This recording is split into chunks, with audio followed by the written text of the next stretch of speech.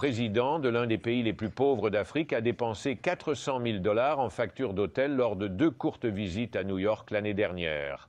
Le Sunday Times de Londres affirme que Denise Sassou Nguesso de la République du Congo, également connue sous le nom de Congo-Brazzaville, a séjourné 2 fois au Waldorf Astoria. Lors d'une visite, son entourage a occupé 44 chambres et a accumulé une facture de 252 000 $, une partie ayant été dépensée en champagne coûteux et autres boissons onéreuses. Plus de 70% des 3 millions d'habitants du pays vivent avec moins de 2 $ par jour, malgré des revenus pétroliers de 2,5 milliards de dollars en 2006. Et l'année dernière, le pays a reçu un important allègement de dette de la part de la Banque mondiale et du Fonds monétaire international, car il a déclaré être trop pauvre pour honorer ses engagements financiers.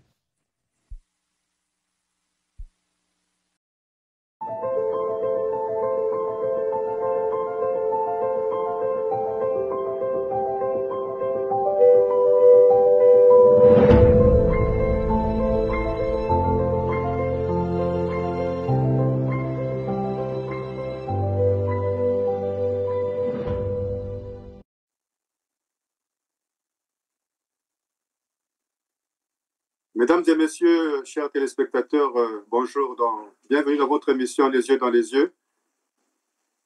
C'est une émission aujourd'hui où nous allons regarder tous ensemble la dualité paradoxale sur les refus de visa américains aux Congolais de Brazzaville. Aujourd'hui, chers compatriotes, nous allons éclairer ce paradoxe par 2 perspectives antagonistes. J'aime l'affirmer, le présentateur est un passeur, pas une encyclopédie. Donc on ne peut que transmettre ce que l'on a digéré, mesdames et messieurs. Donc aujourd'hui, nous allons commencer notre émission par rapport à un petit briefing concernant l'enterrement de ma mère. Et ce que j'ai pu noter durant cet enterrement, et ce qui se passe en République du Congo, mesdames et messieurs. Au Congo, la mortalité iatrogène reflète l'état déliquescent des hôpitaux et des pompes funèbres, d'ailleurs. Donc, ma profonde tristesse face à la situation des enterrements au Congo, c'est un cri de cœur et légitime. Donc, je propose une analyse des problèmes de pompes funèbres parce que le samedi dernier, le 7 juin, à Brazzaville, le 7 juin 2025 à Brazzaville, 85 corps ont été enterrés. Il y avait 85 corps à enterrer. Donc, le Congo est devenu un mouroir. L'État congolais enterre les Congolais, mais à mon avis, laissez les pompes funèbres au secteur privé. Vous ne voyez pas la mauvaise connotation que ce soit l'État qui enterre les Congolais? Je suis allé en Afrique du Sud, à Pretoria, au Malawi, au Zimbabwe, en Tanzanie, à Kasumbalesa, toute l'Afrique australe, c'est le secteur privé chez les anglophones qui s'occupent des pompes funèbres. Donc, il y a le monopole étatique et les coûts exorbitants, d'après l'analyse que j'ai faite durant l'enterrement de ma mère. Donc, je crois que j'ai raison de pointer le paradoxe. Si l'État impose des règles strictes aux pompes funèbres privées ou maintient un monopole direct ou indirect via des régulations étouffantes, cela limite la concurrence, le manque d'opinion abordable conduit effectivement à des prix très élevés, comme les 2 000 $ ou plusieurs millions de francs CFA mentionnés pour enterrer un membre de votre famille, de la famille. Mais tout simplement, mon frère, il n'y a pas à voiler la face. C'est la politique de notre pays. Nous n'exportons pas le bois. Nous n'importons pas plutôt. On n'importe pas le bois. Le bois, c'est la fabrication locale.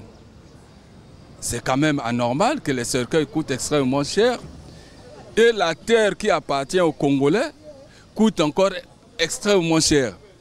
Mais ça se passe devant, au vu aussi de tout le monde. Notre gouvernement est là, il ne réagit pas parce que ce sont eux qui sont à l'origine de ces taxes. MoneyGram, j'arrive là-bas, on a augmenté les tarifs de transfert. On me dit parce que les taxes, on a augmenté. Est-ce que vous avez souci des Congolais pendant qu'on parle de la crise? Ailleurs, on augmente encore les denrées. Bien, mon frère. Mais il faut comprendre tout simplement que le gouvernement là ne travaille pas pour les Congolais. C'est tout.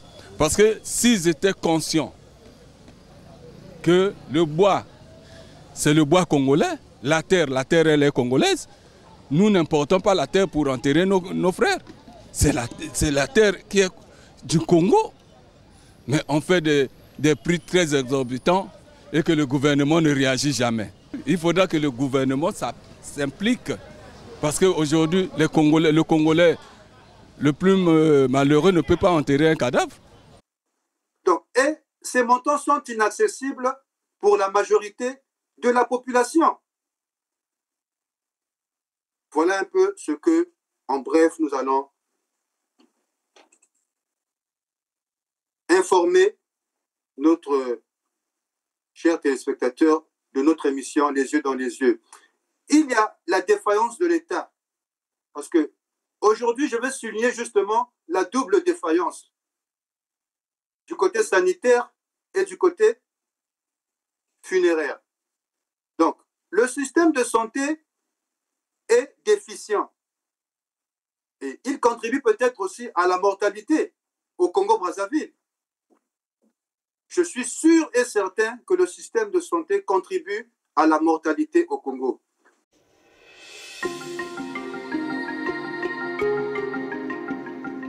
Je m'appelle Bukaka Fortuné Henri, j'ai 17 ans. Ça fait 2 ans que je suis en situation de rue. Comme je suis malade, je ne peux pas aller à l'hôpital. On me demande de l'argent. Mais il y a une équipe mobile qui nous prend soin, qui nous emmène à l'hôpital.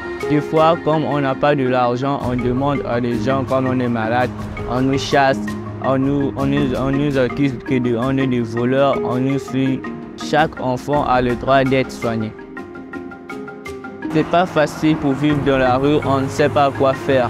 On veut bien que les gens puissent nous aider, car on n'a pas de parents, on n'a pas d'amis, on veut juste rester. Et le système funéraire. Donc, l'État ne remplit pas son rôle supposé d'assurer des sépultures dignes et accessibles pour tous ses citoyens, surtout les plus pauvres. Donc, au lieu de faciliter les choses, le système actuel aggrave le fardeau des familles en deuil. Voilà. C'est de ça, mesdames et messieurs, que nous parlions aujourd'hui. Donc, il y a cette question de la dignité. Parce que le cœur de mon message, c'est le droit à la sépulture digne et fondamentale. Parce que les retards forcés de 2 semaines pour enterrer un mort, les coûts prohibitifs et la bureaucratie privent les familles de la possibilité d'honorer leurs défunts selon leurs traditions et leurs moyens, ce qui est une atteinte profonde à la dignité humaine et familiale, mesdames et messieurs. Et il faut revoir également la perception du profit sur la mort. Au Congo, quand une personne meurt, il y a automatiquement un profit sur le mort. Donc, l'idée que l'État ait des intérêts liés aux morts pourrait tirer profit de cette situation aussi via des sociétés parapubliques, des taxes, des licences chères ou de la corruption. C'est là où la corruption, la concussion naît, mesdames et messieurs. Et malheureusement, une hypothèse crédible dans de nombreux contextes où la régulation est opaque. Donc, cela renforce le sentiment de mépris et d'exploitation. Donc, il faut, dans nos analyses, que nous nous posions toujours des questions. Pourquoi l'État maintient ce système? Je pense que plusieurs raisons aujourd'hui l'affirment. Parce que c'est terrible. Il faut quand même que l'État congolais, avec pouvoir. Mais réguler les pompes funèbres est vu comme une question d'ordre public et sanitaire. La gestion des corps, des cimetières. C'est vrai qu'il y a des intérêts économiques, mais le secteur peut être une source de revenus en payant les taxes et les licences. Mais aujourd'hui, les profits des pompes funèbres vont directement aux privilégiés proches du pouvoir. Qui ne le sait pas au Congo? Et il y a la corruption, la bureaucratie et les monopoles créent des opportunités de corruption à chaque étape. Top 20 des pays les plus corrompus d'Afrique en 2022. La corruption érode la confiance, affaiblit la démocratie dans les pays d'Europe, d'Amérique et les pays les plus corrompus d'Afrique. Ceci entrave le développement économique et intensifie davantage les inégalités, la pauvreté, la division sociale et la crise environnementale. Sur tout le continent africain, la corruption est alimentée par un certain nombre de facteurs tels que l'instabilité politique institutionnelle et diverses formes de défis sécuritaires causés par les conflits violents. Transparency International utilise l'indice de perception de la corruption pour classer les pays du monde entier sur une échelle de 0 à 100, 0 étant le plus corrompu et 100 le moins corrompu. L'indice suit la corruption du secteur public dans le monde depuis 1995. Le dernier rapport de l'IPC a montré que le score moyen de l'indice en Afrique est de 33, soit le plus bas du monde. 1. Le Sud-Soudan. Ce pays a un score d'indice de perception de la corruption de 11, le plus bas du monde. 2. La Somalie. Ce pays a un score d'indice de perception de la corruption de 13. 3. La Libye a un score d'indice de perception de la corruption de 17. 4. Le score d'indice de la perception de la corruption est de 17 en Guinée équatoriale. 5. La République démocratique du Congo. La RDC a un score d'indice de perception de la corruption de 19. 6. Le Burundi, ce pays d'Afrique de l'Est a également un score d'indice de perception de la corruption de 19. 7. Le Tchad a un indice de perception de la corruption de 20. 8. Le Soudan a un score d'indice de perception de la corruption de 20. 9. Les Comores. Le score de l'indice de perception de la corruption de cette nation insulaire est également de 20. 10. La Guinée-Bissau a un score d'indice de perception de la corruption de 21. 11. Le Congo. Le score de l'indice de perception de la corruption est de 21. 12. L'Érythrée a un score d'indice de perception de la corruption de 22. 13. Le Zimbabwe, l'indice de perception de la corruption est de 23. 14. Le Nigeria. Le pays le plus peuplé d'Afrique a un indice de perception de la corruption de 24. 15. La République centrafricaine a un score d'indice de perception de la corruption de 24. 16. Pour la Guinée, l'indice de perception de la corruption est de 25. 17. Le Mozambique. Le score de l'indice de perception de la corruption est de 26. 18. Le Madagascar. L'indice de perception de la corruption est de 26. 19. L'Ouganda. Le score de l'indice de perception de la corruption est de 27. 20. Le Cameroun. L'indice de perception de la corruption est de 27. Pour payer, il faut payer ceci, il faut payer ceci, il faut payer ceci, mais on ne sait même pas là où cet argent-là aussi va. Il n'y a aucun suivi, il n'y a pas de monitoring au Congo, c'est le désordre total et chacun fait ce qu'il veut. Un État voyou. Pour conclure mon propos concernant les pompes funèbres, mesdames et messieurs, je décris une situation tragique où un État déjà défaillant dans sa mission de base, qui est la santé, ajoute à la souffrance de son peuple en rendant l'étape ultime de la vie, la mort et l'enterrement, source d'angoisse financière et de perte de dignité. Le système actuel, caractérisé par des coûts prohibitifs, des délais inhumains et un manque d'alternatives privées accessibles et perçues comme une forme d'exploitation à la détresse, mesdames et messieurs. C'est trop. C'est trop avec ce pays. Donc, je pense que la demande de changement que j'exprime est cruciale parce qu'il faut permettre aux Congolais d'enterrer dignement et paisiblement leurs proches, selon leurs moyens, sans être écrasés par des coûts artificiellement élevés, maintenant par un système défaillant et souvent perçu comme corrompu. tous les systèmes au Congo sont perçus comme corrompus. Et cette situation appelle à une réforme profonde du secteur funéraire pour le rendre plus accessible, transparent et respectueux de la dignité des familles en deuil. Donc, l'ouverture contrôlée au secteur privé pour des services abordables combinés à un véritable service public d'aide aux plus démunis semble être une nécessité urgente. C'est tellement élevé. Premièrement, le casier de la mort coûte cher, surtout la mort de CHU. Et également, le cercueil, il est cher, il y a plein de démarcheurs. Et également, quand on va au tombeau, puisqu'il faut payer, c'est tellement cher. Donc si, et seulement si, on pouvait baisser les coûts, déjà, premièrement, le Congo, en ce qui concerne le bois, et également le compte plaqué du cercueil, c'est ici au Congo sur place, ce n'est pas importé. Donc on doit baisser ces coûts également, parce que c'est trop élevé. Prenons les cas d'une personne qui est hospitalisée au CHU, qui passe au moins 1 mois, mais les médecins savent réellement qu'il devait décéder. Et la famille paye plus de 1 million en ce qui concerne des ordonnances qui viennent à titre répétitif, à chaque instant. Et ces derniers vont déposer un corps à la morgue du CHU, un casier qui coûte tellement cher. Et nous savons aujourd'hui, les corps font au moins 1 semaine, la majorité des familles, parce que l'argent est difficile d'en trouver. Et d'autres coûtent, attends, c'est trop cher. Donc, si on pouvait réduire le coût du casier de la morgue du CHU, également le cercueil pourrait revenir à un prix bas, et la tombe, ça fera une bonne affaire pour tous les Congolais.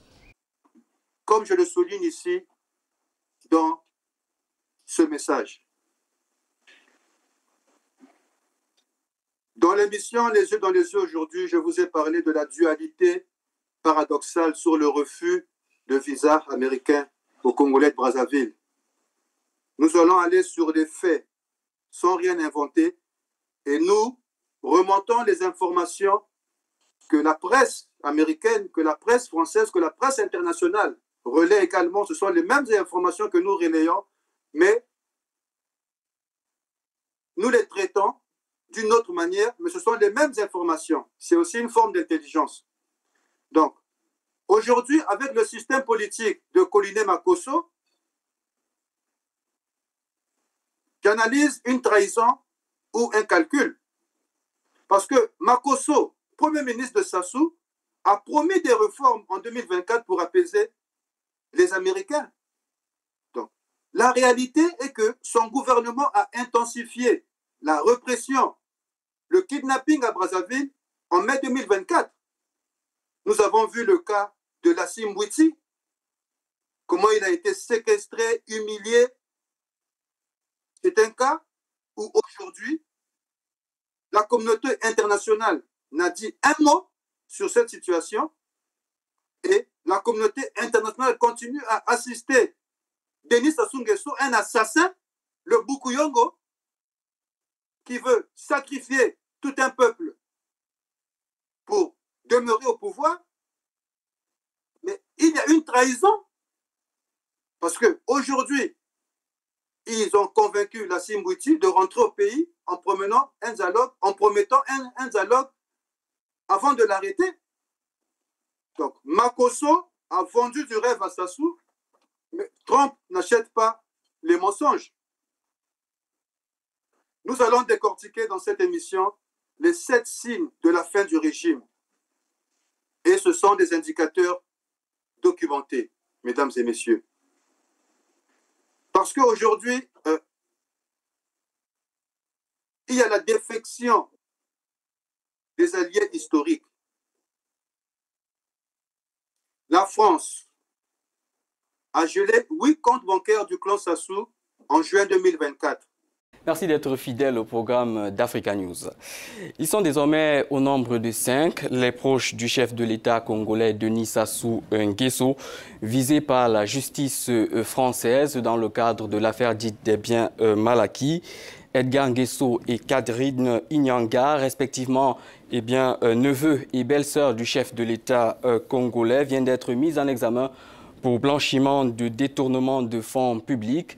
Il est entre autres reproché à Edgar Nguesso la détention d'un patrimoine immobilier fastueux et des dépenses élevées à près d'1,4 million d'euros en 2 ans, tandis que Catherine Inyanga, elle, est soupçonnée d'avoir servi de prête-nom à une société fictive pour laquelle on transitait des biens. Rappelons que fin juin cette année, Julian Sassou Nguesso et son époux Guy Johnson, respectivement fille et gendre du président Denis Sassou Nguesso, ont été accusés de corruption et ont fait l'objet d'une enquête pour blanchiment d'argent et mauvaise utilisation de fonds publics. En mars, son neveu, Wilfried Nguesso, a été mis en examen pour les mêmes charges. À ce jour, les enquêtes ont montré que depuis 2007, plusieurs dizaines de millions d'euros d'entités publiques du Congo-Brazzaville auraient été transférés vers les comptes de diverses sociétés offshore aux Seychelles, à Maurice ou à Hong Kong, en vue de financer le train de vie de certains membres du clan présidentiel. L'Église catholique congolaise a appelé à la transition sans Denis Sassou Nguesso. Et il faut noter, mesdames et messieurs, qu'il y a une guerre clanique parce que le Bukuyongo est en train de préparer sa succession. Succession, conservation du pouvoir. Il nous faut des sanctions en cascade. Les États-Unis ne devraient pas pénaliser tous les Congolais. Les États-Unis devraient pénaliser Denis Sassou Nguesso, Antoinette Sassou Nguesso, Christelle Sassou Nguesso, Wamba Sassou Nguesso, Claudia Sassou Nguesso, Teddy Sassou Nguesso, tous les Sassou Nguesso devaient être interdits de mettre pied aux États-Unis. Pas les Congolais lambda. Il avait déjà banni les ressortissants de 8 pays du sol américain en cours de son premier mandat, une décision jugée efficace qui pousse Donald Trump à réitérer. Aujourd'hui, je signe un nouveau décret imposant des restrictions sur les visiteurs en provenance de différents pays, dont le Yémen, la Somalie, Haïti, la Libye et de nombreux autres. L'étendue des restrictions appliquées dépend de la gravité de la menace posée. La liste est sujette à révision en fonction des améliorations matérielles apportées et de nouveaux pays peuvent être ajoutés à mesure que des menaces émergent dans le monde. Selon le président américain, cette interdiction est la conséquence de l'attaque menée dimanche lors d'un rassemblement en soutien aux otages israéliens dans le Colorado et dont l'auteur était sur le territoire américain de manière illégale. L'interdiction de voyage concerne en tout 12 pays et entrera en vigueur le 9 juin. Nous avons des Congolais aujourd'hui qui devaient atteindre des conférences importantes aux États-Unis, mais pour un seul homme aujourd'hui qui sont privés, qui ne peuvent plus aller au rendez-vous de l'intelligence, au rendez-vous de l'épanouissement. Mais nous sommes au 21e siècle, M. Sassou Nguesso. Aujourd'hui, le Congolais est devenu la risée. On apprend que le Congolais est traqué aux États-Unis comme un terroriste à cause d'un seul homme. Monsieur Donald Trump, vous devez revoir vos copies. Mais les Congolais ne sont pas des terroristes. Le terroriste, c'est Denis Sassou Nguesso. Depuis que le peuple congolais est en train de chialer, de pleurer, le peuple est à l'agonie à cause de Denis Sassou Nguesso. Mais la communauté internationale maintient Denis Sassou Nguesso pendant des décennies au pouvoir. Pendant que l'humanité célèbre ce 22 mars la journée mondiale de l'eau, bon nombre de ménages à Brazzaville la passent sans eau. Des robinets sont à sec, l'eau ne coule pas. Même démontré depuis hier, il n'y a pas de l'eau ne coule pas, donc ça fait même 3 jours que l'eau ne coule pas. Des familles entières sont privées de cette ressource vitale. Nous sommes à Mongali, en plein cœur de la ville capitale. Pour s'approvisionner en eau, des populations sont soumises à des longues corvées, soit attendre à des heures dites de pointe pour voir l'eau couler de leur robinet. Cette triste réalité est même vécue au plateau des 15 ans, où les familles, pour s'approvisionner en eau, se dirigent vers des forages. Car même l'eau qui coule à des rares moments des robinets n'est pas aussi de bonne qualité. Ça fait 26 ans que je suis au plateau. l'eau vraiment dans les difficultés. Malgré les installations que les Chinois viennent de nous fournir là, mais l'eau ne coule pas. C'est pour cela que nous déplorons ça. Donc l'argent devient difficile. Donc quand vous achetez 10 litres d'eau, 20 litres, peut-être pour toute la semaine, il faut acheter au moins 30 litres pour boire, parce que l'eau de pompe, vraiment, c'est bon. La pénurie chronique d'eau est le quotidien des Brazzavillois, surtout pour ceux qui vivent dans des quartiers périphériques. Quitte à la Congolaise des eaux de mettre en place un système hydraulique fiable pour combler les attentes des consommateurs à l'heure où l'humanité place l'eau au cœur des enjeux du développement. Pour leurs propres intérêts, je parle de la France. Aujourd'hui, il y a un effondrement économique, une inflation à 32% au niveau de la Banque des États d'Afrique centrale. La SNPC ne paie plus les salaires depuis le mois de février. Mais il faut une mobilisation populaire où nous tous nous allons dire « Sassou, dégage !» Mais à un certain moment, on se dit « Mais où va le Congo ?» Il faut proposer des solutions. Il faut mettre en place une feuille de route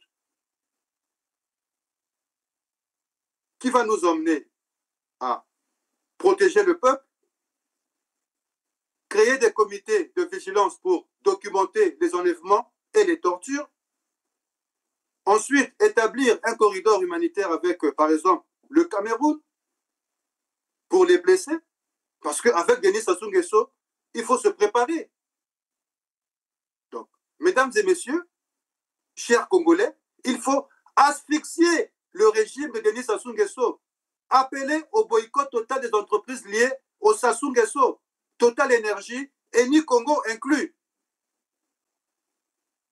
Donc, il faut une justice immédiate. La saisine de la CPI pour les charniers de Djiri, ceux qui vont tuer, ceux qui vont torturer, il faut qu'il y ait une saisine de la CPI. Ce sont des crimes contre l'humanité. Donc, aller aux élections avec le Bukuyongo, Sassou Nguesso, c'est signer un pacte suicidaire.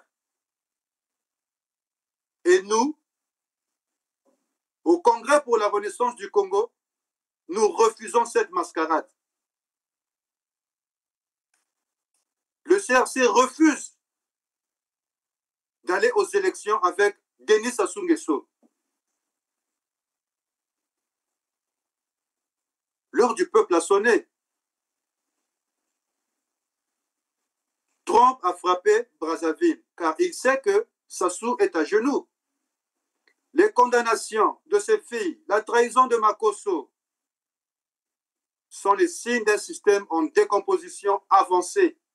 Mais attention, les États-Unis défendent leurs intérêts, pas notre révolution. La vraie victoire viendra des Congolais par le refus de la peur. Et les Congolais doivent commencer à documenter chaque crime. Nous, l'enquête de Libération ce jeudi sur le détournement présumé de la manne pétrolière du Congo-Brazzaville, l'un des pays, Hélène, les plus pauvres du monde. Des centaines de milliers d'euros, de millions d'euros évaporés dans ce qui s'apparente au pillage de tout un pays où le revenu moyen par habitant n'atteint pas 5 € par jour. Le premier volet de cette enquête, intitulé « Le président, l'intermédiaire et les millions envolés », raconte comment l'arrestation de cet homme d'affaires, Lucien Ebata, un proche du président Denis Sassou Nguesso, mis en examen en France en 2021 pour blanchiment et corruption active, comment son arrestation a permis la mise au jour d'un puissant système financier occulte au profit du clan du président Denis Sassou Nguesso, arrivé au pouvoir pour la première fois, on le rappelle, en 1979, une affaire qui a commencé en janvier 2012 à l'aéroport de Roissy où Lucien Ebata s'était fait arrêter en possession de sommes stupéfiantes en liquide, 182 000 € et 40 000 $ en espèces non déclarées. au cœur de ce système de détournement présumé. Une société, la société de Lucien et Bata, la société Orion, du nom de la constellation symbolisant la force dans la mythologie grecque. Une entreprise moins poétiquement immatriculée aux Seychelles avec l'aide du cabinet d'avocats Mossack Fonseca, un nom qui vous dit sans doute quelque chose puisqu'il s'agit de la société qui s'est retrouvée au cœur du scandale d'évasion fiscale des Panama Papers.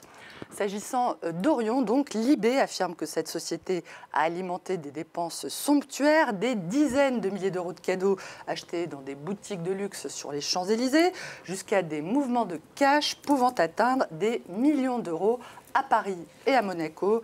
Libération évoque une affaire qui résonne avec celle des biens mal acquis, dans laquelle, on s'en souvient, des membres du clan de Denis Sassou Nguesso sont soupçonnés de s'être constitués des patrimoines illicites en France grâce à des détournements de fonds publics. Et commencer à percevoir, quoi qu'il en soit, ce qui nous divise est plus cher. Ce qui nous unit, excusez-moi, est plus cher que ce qui nous divise. Donc, l'unité sacrée du nord au sud, de l'est à l'ouest, les chrétiens et les musulmans, pour chasser enfin Denis Sassou Nguesso, pour la mémoire des martyrs, de Marien Ngouabi à Bruno Osebi. Le fleuve Congo a emporté Mobutu, mais il emportera cette fois-ci Sassou Nguesso, et le peuple écrira l'histoire. Mesdames et messieurs, trop c'est trop. Trop, c'est trop. La Simbwiti, aujourd'hui, pour revenir à son cas, symbole de la jeunesse trahie par Makosso, Claudia Sassou, à Paris, dans le 16e arrondissement, elle a des villas, comme preuve tangible du pillage, mais à un certain moment, il faut que la communauté internationale ouvre les yeux sur les pillages de Denis Sassou Nguesso. Donc, je vous offre cette analyse pour vous ouvrir une grille de lecture implacable et mobilisatrice qui pourra transformer la sanction américaine en levier pour la chute du régime. Parce que aujourd'hui, l'empire du scandale, il y a des preuves accablantes. Nous l'avons dit. Les condamnations internationales de Claudia et Christelle Sassou Nguesso, condamnées par la justice américaine en 2023 pour blanchiment d'argent et corruption active. Je ne vais pas donner les montants, parce que les gens aujourd'hui, ils profitent des montants pour dire qu'on a diffamé. Donc, beaucoup d'argent, beaucoup de millions de dollars détournés via des sociétés écrans aux îles Caïmans. Nous avons l'affaire Trump Tower. Ce n'est pas M. Libili qui est allé acheter une maison à Trump Tower. C'est Claudia Sassou. Et vous en avez les preuves, je n'invente rien. Nathalie Boumba, la deuxième belle-fille de Denis Sassou Nguesso, Christelle, qui prend notre argent, qui va se marier à Dubaï à coups de milliards, au moment où les Congolais sont en train de moisir dans l'agonie, dans la misère. Monsieur Christelle prend les milliards du contribuable, va épouser sa zaïroise Nathalie Mbumba, contrainte d'abandonner un appartement de 3,5 millions de dollars après une enquête du FBI sur l'origine des fonds. C'était le pétrole congolais. Mesdames et messieurs. Donc ces gens-là, ils sont là dans la kleptocratie, une kleptocratie institutionnalisée. La folie des grandeurs. 27 propriétés à Paris, Dubaï et Genève, financées par la SNPC, la Société nationale des pétroles du Congo. Le détournement organisé de 22% du PIB annuel disparaît dans les réseaux Sassou, source de la Banque mondiale en 2024. Donc un régime sanguinaire au bout du gouffre. Le terrorisme d'État. 187 disparitions forcées documentées par Amnesty de 2020 à 2024. Le centre de torture de Djiri déguisé en camp militaire. Mais regardez les écoulements sociaux. 70% de chômage des jeunes, malgré 1,8 milliard de barils de pétrole par an. Les hôpitaux sans médicaments, les écoles sans toit. Mais Nzambe, tosali nini, Sassou Nguesso, tosali yo nini, papa. Papa, tosali yo nini. Donc, moi je pense que il faut démanteler ce système.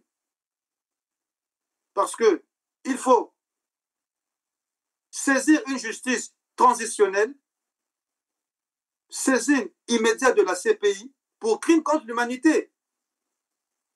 Et il faut geler les avoirs du clan Sassou en adoptant le modèle Magnitsky. Il y a ce côté rupture institutionnelle ou la dissolution de la garde présidentielle qui est la source des violences. Il faut dissoudre la garde présidentielle, que ça soit constitué en ethnie Mboshi. Je le dis, oui. La garde républicaine présidentielle, il n'y a que des Mboshi pour soutenir le clan.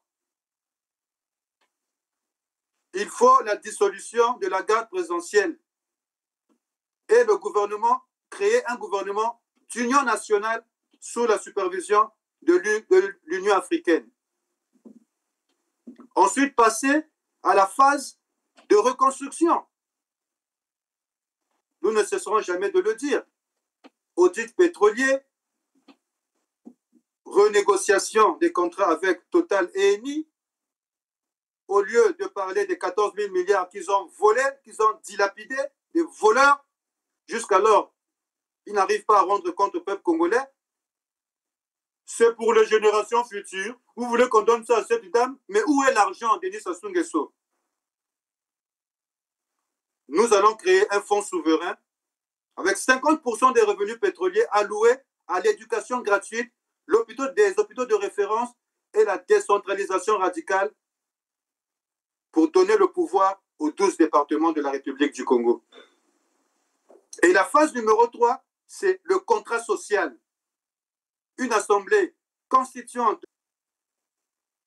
et cette interdiction constitutionnelle, mandat présidentiel cumulé, 10 ans, ça suffit. Mais on ne peut pas rester au pouvoir 20 ans, 30 ans, 40 ans. Même dans sa mémoire, on ne saura plus quoi faire. On ne va plus rien gérer. On va parler d'usure. Le pouvoir est usé. Donc, moi, je pense que le peuple congolais ne souffre pas de pauvreté. Le peuple congolais souffre d'un vol organisé. Donc, l'interdiction des visas américains, pour revenir sur l'histoire de Donald Trump, est un symbole. C'est un symbole. Le monde ferme ses portes à une nation otage d'une mafia familiale. Mais regardez le Rwanda, post-génocide, le Botswana, démocratique. La renaissance est possible au Congo. Voilà pourquoi, dans les yeux aujourd'hui, nous lançons cet appel aux jeunes. Boycott massif des pseudo-élections. À l'armée, rendez-vous du côté du peuple. Rendez-vous du côté du peuple. À la communauté internationale, il faut cibler des sanctions. Sanctions ciblées, mais soutien aux écoles et aux hôpitaux. Parce que Sassou a cru voler l'avenir. Mais comme le fleuve Congo, la soif de liberté est indestructible, mais cette fois-ci, le peuple dira assez. Assez avec Denis Sassou Nguesso. Assez avec Denis Sassou Nguesso. Pourquoi aujourd'hui les États-Unis frappent les Congolais? Pourquoi l'administration Trump a-t-elle interdit les visas aux Congolais de Brazzaville, tout en épargnant leurs voisins, la RDC? Donc, à mon avis, à mon humble analyse, c'est une décision qui frappe des innocents et qui érige des murs invisibles et révèle des calculs géopolitiques troublants. Essayons de regarder la question sans détour. développement. Pourquoi le Congo-Brazzaville? Nous devons nous poser des questions. Les véritables raisons. Nous avons une cible low risk, politiquement. Donc, Donald Trump étant un businessman intelligent, je l'avais dit dans les précédentes émissions, que Donald Trump n'a rien à foutre avec le Congo, n'a rien à gagner avec le Congo. Parce que il faut faire une analyse sur la cible symbolique. Le Congo-Brazzaville, 5 à 6 millions d'habitants, pèse moins que la RDC, 100 millions d'habitants, ou des géants de la Chine, ou des géants comme la Chine. Non. Donc, une sanction sans conséquences économiques majeures pour les États-Unis. Ils s'en foutent. Donc, le Congo-Brazzaville, il y a une absence de lobby influent aux États-Unis, à Washington. Contrairement à la RDC, riche en colbate, convoitée par les industriels américains. Brazzaville, mesdames et messieurs, n'a pas de soutien à Washington. Et ce sont des griefs diplomatiques ciblés. Ciblés. Aujourd'hui, le rapprochement avec Moscou, Denis Sassou Nguesso est perçu comme proche du Kremlin. Un point sensible pour Trump qui sanctionne tout lien avec la Russie. Donc, il faut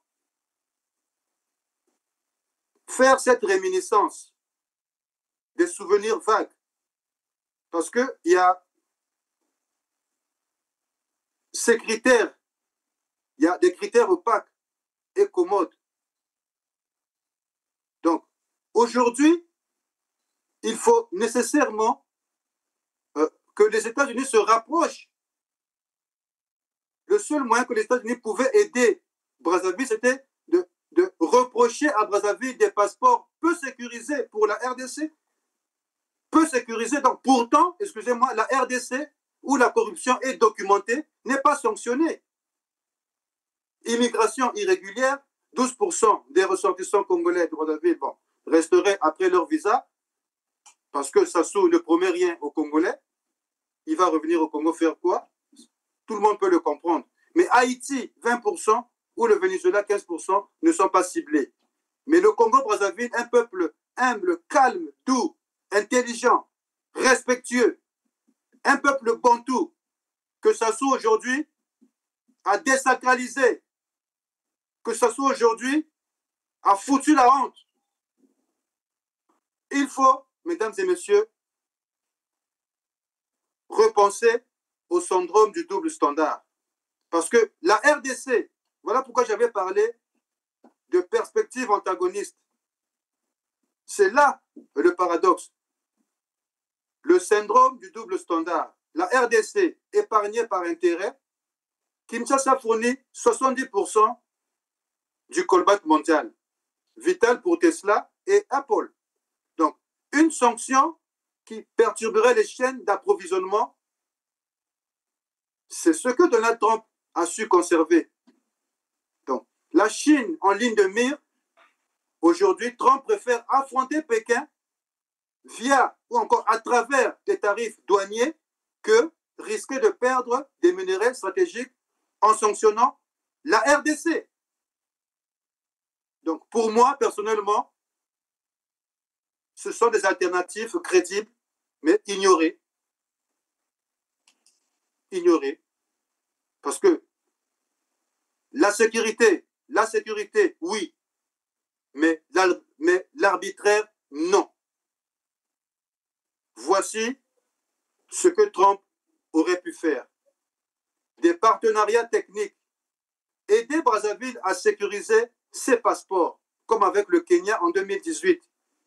Au lieu d'une interdiction brutale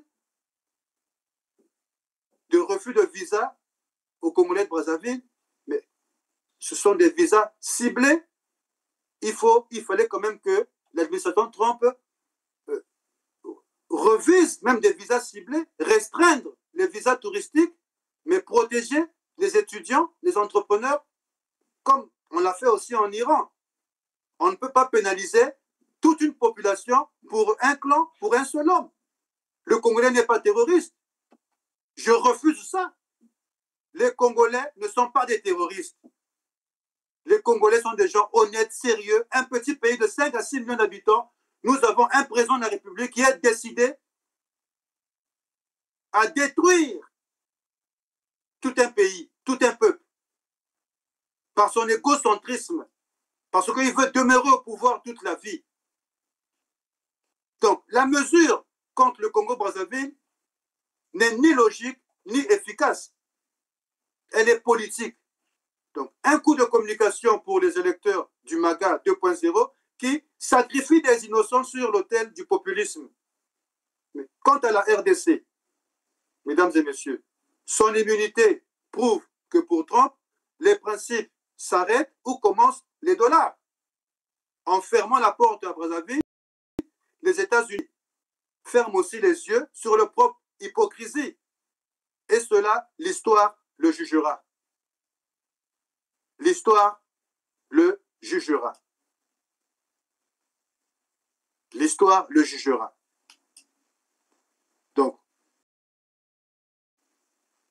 il y a cette question aujourd'hui de dignité. Aujourd'hui, les Congolais ont perdu toute leur dignité. Les Congolais ont perdu toute leur dignité avec Denis Sassou Nguesso. Mais aujourd'hui, peuple congolais, réveillons-nous. Vous avez vu le doyen Clément Mierassa demander pardon à ce peuple. Un pardon sincère que les Congolais devaient soutenir. Mais jusqu'à quand Denis Sassou Nguesso va continuer à piétiner les Congolais? Regardez le cas de Nassim Witi. Aujourd'hui abandonné à lui-même. Aucune communication de nos gouvernants. Mais on est où? On va où? Nous sommes dans quel pays?